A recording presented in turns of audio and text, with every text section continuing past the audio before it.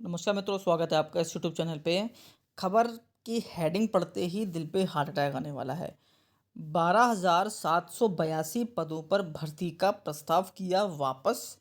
यहाँ भर्ती के लिए एक एक पद के लिए आदमी परेशान है, रो रहा है कि भर्ती नहीं आ रही, भर्ती नहीं आ रही। और यहाँ पे 12,782 पदों का जो प्रस्ताव था वो वापस कर दिया गया। तो अब तो पढ़ना पड़ेगा भाई, क्यों वापस कर दिया गया। तो देख लेते हैं। सरकारी विभागों में 12,782 पदों पर भर्ती को लेकर पेच फंस गया है। विभागों द्वारा भेजे गए आधे अधूरे 594 प्रस्तावों को उत्तर प्रदेश लोक सेवा आयोग ने वापस कर दिया है। इन प्रस्तावों में कई तरह की खामियां हैं। इसके चलते इन पदों पर भर्ती की प्रक्रिया पूरी नहीं की जा सकती है। लोक सेवा आयोग ने भर्ती का प्रस्ताव वापस भेजते हुए इसे दुरुस्त करने को कहा है, जिससे इन पर भर्ती की प्रक्रिया को पूरा किया जा सके। मानक का नहीं हो रहा है पालन। कार्मिक विभाग ने सरकारी विभागों में रिक्त पदों पर भरने के लिए ई अधियाचन पोर्टल लॉन्च किया है। सभी आयोगों को इसके माध्यम से ही प्रस्ताव भेजने का निर्देश भी दिया गया है।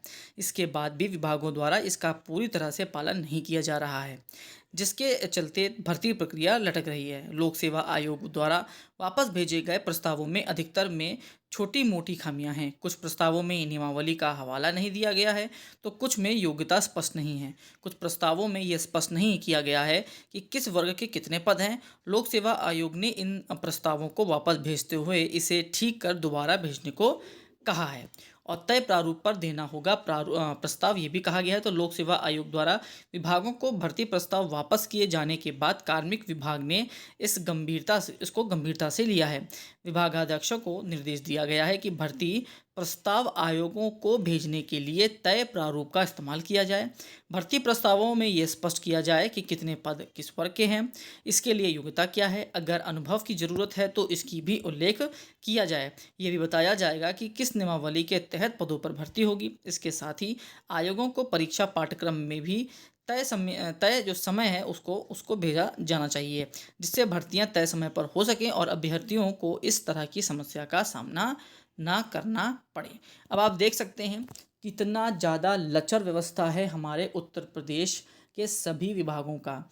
अब आप सोचते होंगे, बल्कि यहाँ किसी मैं सरकार का ना तो बचाव कर रहा हूँ ना किसी सरकार की बड़ाई करूँगा, लेकिन चाहे सरकार किसी की भी रही हो, आप एक चीज़ देखते होंगे, उत्तर प्रदेश की खासकर बात करें कि सारी भर्तियाँ कोर्ट में जाके अटक जाती हैं। तो क्यों अटक जाती हैं? चाहे सपा की सरकार रही हो, चाहे भाजपा की सरकार रही हो, लगभग लगभग सारी भर्तियां बिना कोर्ट के दरवाजे के बाहर आती ही नहीं है। तो उसकी जो वजह है वो सिर्फ और सिर्फ एक वजह है ये। मतलब क्या है? जब अधिकारी, सोचिए, लोक सेवा आयोग को पूरा प्रस्ताव बना के भेज रहे हैं और उस प्रस्ताव में इतनी गलतियां हैं कि उसमें पदों की संख्या ही अगर नहीं दी गई है, तो बताइए वो कोर्ट में चैलेंज क्यों ना हो। किस वर्ग की क्या योग्यता होनी चाहिए वो नहीं दिया है, तो बताइए कोर्ट में चैलेंज क्यों ना हो।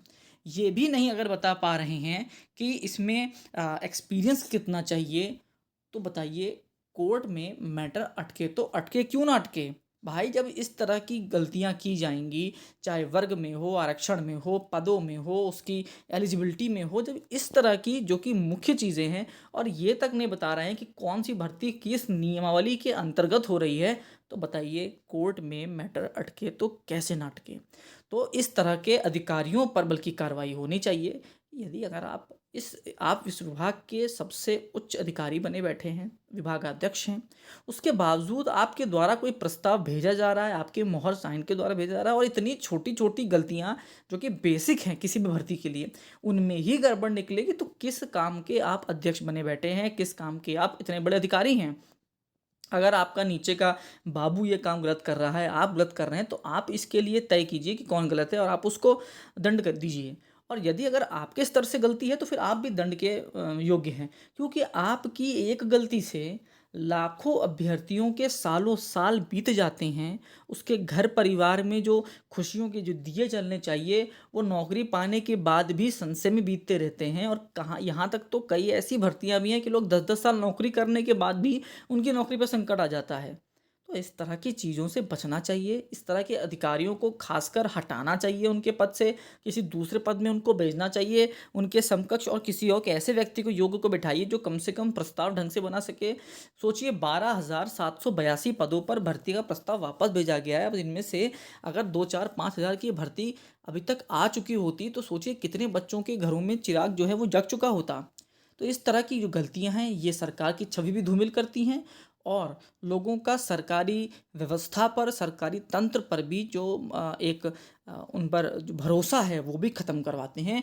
तो इस तरह की चीज़ों से बचना चाहिए। इस तरह से जो गलत कर रहा है तो उसके खिलाफ कोई कार्रवाई भी होनी चाहिए ताकि सब लोग सजग रहें, अपने काम को दिल लगा के करें और समय सीमा में करके दें ताकि सभी के साथ न्याय हो, विभाग के साथ भी, सरकार के साथ भी, उस अभ्यर्थी के साथ भी और उसके सपनों के साथ भी। लास्ट तक आपने वीडियो देखी इसके लिए बहुत बहुत धन्यवाद। आपका दिन शुभ हो।